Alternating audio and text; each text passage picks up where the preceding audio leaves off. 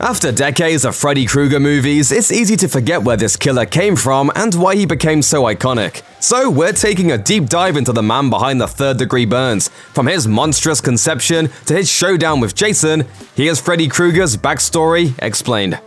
Things were never going to be easy for Frederick Charles Krueger. As chronicled in A Nightmare on Elm Street 3: Dream Warriors, his mother, Amanda Krueger, was better known by her chosen name, Sister Mary Helena. It is an abomination to God and to man. As a nun, she worked at the Hathaway House, an asylum for the criminally deranged. A few days before Christmas 1941, Amanda found herself the victim of a mix-up. She was locked inside the building when the guards went home for the long weekend, leaving the high-security hospital unattended. By the time she was found, she'd suffered a series of horrendous attacks at the hands of the inmates and was pregnant with the bastard son of 100 maniacs. 9 months later, a bouncing baby Freddy was born. Never one to catch a break, he was adopted by an abusive alcoholic named Mr. Underwood. What followed was, predictably, sort of a huge nightmare. Understandably, Freddy was a troubled child. His adopted dad was drunk all the time and seemed to take a great deal of joy in beating his young ward with a belt. At school, Freddy was taunted mercilessly for his heritage.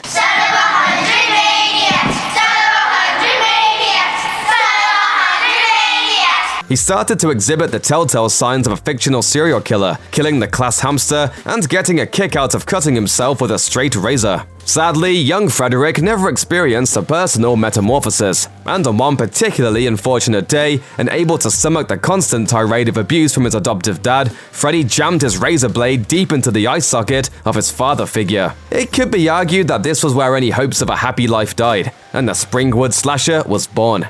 The events of Freddy's young adult life are murky, and it's not clear whether or not he ever faced any legal consequences for killing Mr. Underwood. What is known is that by his mid-20s, Fred Krueger was in the family way. He'd married a woman named Loretta, who gave birth to a daughter, Catherine. Together, they lived what was, to the casual observer, a simple, happy family life. Lying just beneath the surface, however, was a dark secret.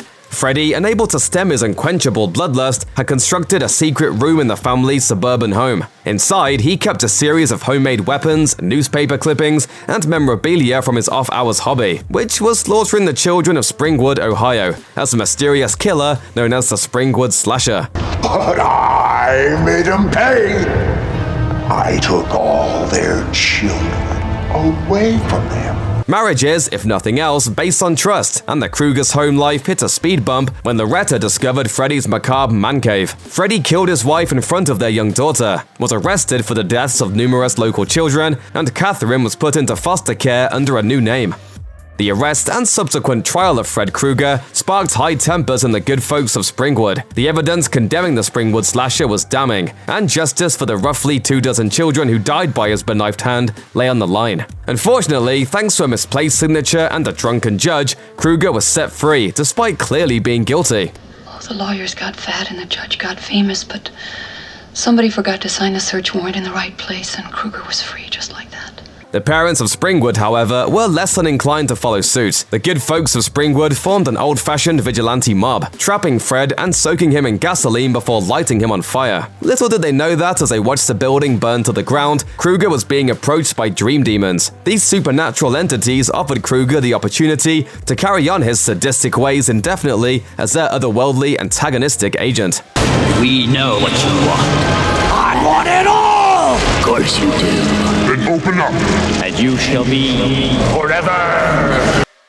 Krueger became a denizen of the dream realm, a plane of existence where human subconscious thought takes place. While there, he had the ability to manipulate reality and affect unconscious humans, as long as he was still remembered and feared in the real world. His control over the dream world seemed just about unlimited. He could change his shape, move objects telepathically, and warp the physical manifestations of dreamers. Additionally, any damage that Freddy caused in a dream also happened in the real world. Blended into a geyser of blood and viscera in your nightmare, your parents are in for a double dose of tragedy as your death goes unexplained, and then never to resell your otherwise lightly used mattress.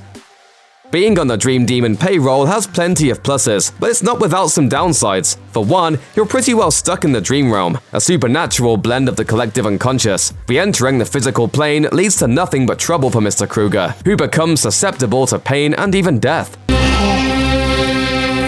Kids.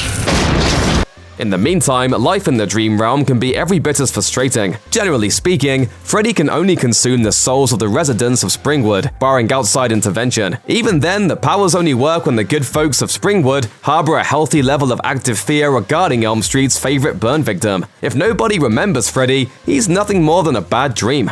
Being dead wasn't a problem, but being first shot, now that's... 13 years after his unholy baptism by fire, Freddy made his first known appearance in the form we've all come to know and lose sleep over in A Nightmare on Elm Street. With his sick new menagerie of superpowers, he began to haunt the dreams of the children of Springwood. With vengeance for his death and skullduggery in his heart, he got down to the business of gruesome child killing. The first to go was Tina, who started off the story proper with a bad dream about a disfigured, claw-handed man pursuing her through a boiler room. Tina made the age-old mistake of being a romantically active teenager in a horror film, and she paid for it in the form of a Dreamworld glove slashing. Freddy would go on to drop Rod, Tina's boyfriend, with a swift strangulation, as well as Glenn, our hero Nancy's beau. Nancy, meanwhile, managed to beat back the nefarious killer, using nothing but her wit and her will. I take back every bit of energy I gave you. You're nothing. Or did she? At the end of the film, she certainly seemed to lose out while Krueger played evil Knight Rider. If the ending of A Nightmare on Elm Street was strange, the entirety of A Nightmare on Elm Street 2, Freddy's Revenge, was on a whole different level. The rules that had held sway in the first film disappeared, and Freddy became a little less dream monster and, for one brief entry in the franchise, a little more of a metaphor for repressed romantic feelings between teenage boys. Something is trying to get inside my body. Yeah, and she's female and she's waiting for you in the cabana. And you want to sleep with me. The main character, Jesse, was an adolescent boy who moved into Nancy's old house on Elm Street. Rather than haunting the kid's dreams, Krueger would straight up possess the lad, eventually taking over his body and physically manifesting in his burned-up form. The forces of something eventually won the day, and Freddy was sent back to the unconscious realm. It's certainly a cult classic, but not necessarily a classic. Freddy was back to his old shenanigans in A Nightmare on Elm Street 3, Dream Warriors. All of the children of Elm Street had either been killed or driven mad, with the survivors living together in an asylum. Only, there was a twist! The residents of the asylum were brought together by none other than Nancy Thompson from the first movie, now working in the hospital while researching dreams for graduate school. One of the patients, young Kristen Parker, had the ability to pull other people into her dreams, where the folks inside were granted superpowers.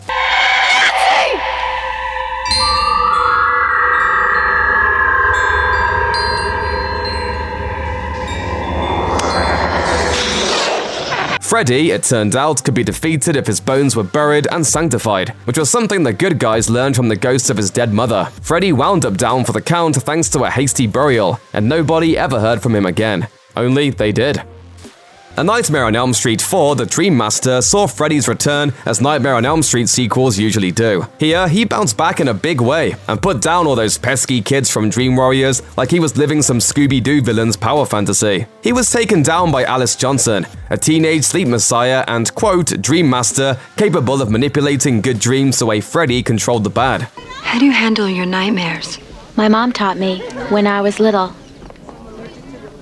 Did you ever hear of the Dream Master? But you can't keep a good son of 100 maniacs down, and Freddy, confusingly, birthed himself from the spirit of his dead mother in the fifth film, the Dream Child. He then tried possessing Alice's unborn baby, but he wound up reverting back to infancy and was reabsorbed by his ghost mom. All of which brings us to Freddy's Dead, the final nightmare. Set years after the previous films in a Biff Tannen-esque future where Freddy finally achieved his goals, the movie takes place in a Springwood devoid of youth thanks to the knife-handed maniac. By the time the credits rolled, Freddy was reunited with his long-lost daughter, who pulled him into the physical world and gave him a thorough stabbing, sending Krueger to hell once and for all.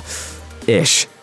These days, any brand-friendly fictional character worth their salt has been revamped, rebooted, and reimagined at least half a dozen times. Freddy Krueger managed to get a head start on the trend with a decidedly bananas Wes Craven's New Nightmare. Released in 1994, back when fourth walls were still considered to be generally load-bearing, New Nightmare posited that an embodiment of evil could be contained within the essence of a fictional character, and that the concept of Freddy Krueger had become the home of one such entity. Within the film, this supernatural force broke free of the confines of the fictional world, wreaking havoc on the production of a proposed new Nightmare on Elm Street entry and attacking the real-world people involved in creating the series. He's been held captive pretty much as Freddy in the Nightmare on Elm Street series, but now that the films have ended, genie's out of the bottle. Bonkers? Totally. And maybe a little less relatable than the relatively straightforward agent of ancient nightmare demons that audiences have become accustomed to.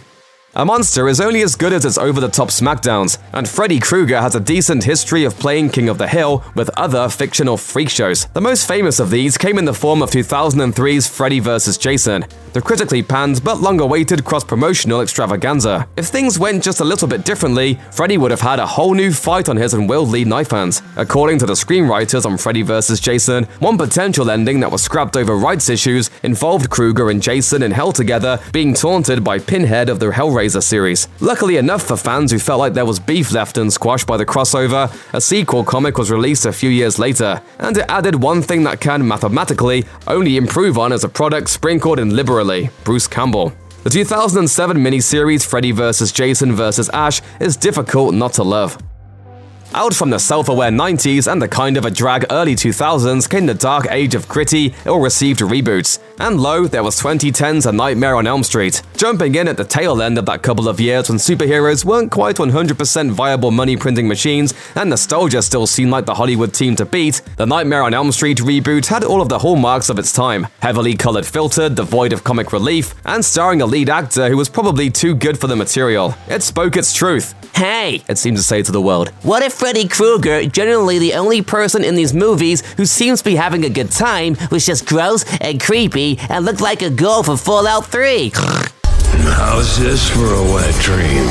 And audiences responded with a mighty, "Who cares?" The movie was a box office disappointment, and it somehow managed to nab a lower Rotten Tomatoes score than the great American cash grab that was Freddy vs. Jason. Positive aspects included some genuinely unsettling nightmare sequences. Less defensible points in the film were pretty much everything else.